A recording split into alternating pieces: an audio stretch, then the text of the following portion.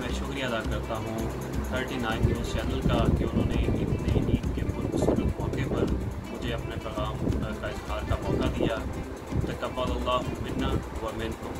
अल्लाह ताला मेरी और आप सब की नीतियों को कबूल करे और ईद उल फितर के इस खूबसूरत मौके पर मैं पाकिस्तान के लिए दुआ गो हूँ कि अल्लाह ताला हमारे मुल्क को एक मिसाली रियासत बनाए, ऐसी मिसाली रियासत हो कि जिसकी दुनिया में पहले कोई नज़ीर न मिलती हो।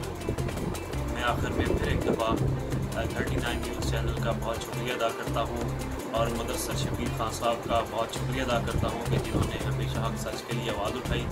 मैं आप सबका बहुत शुक्रगुजार हूँ। अहम इश्यूज हों या मुल्की और गैर मुल्की शख्सियात की प्रेस कॉन्फ्रेंसेस,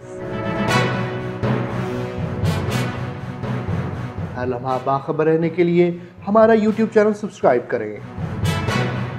बावसूख ज़राए से मुसद्दिक़ा खबरों, तज्ज़ियों और तबसरों से मुस्तफ़ीद होने के लिए अभी हमारी वेबसाइट को विजिट कीजिए। इसके साथ साथ आप हमें फेसबुक पर लाइक और फॉलो भी कर सकते हैं।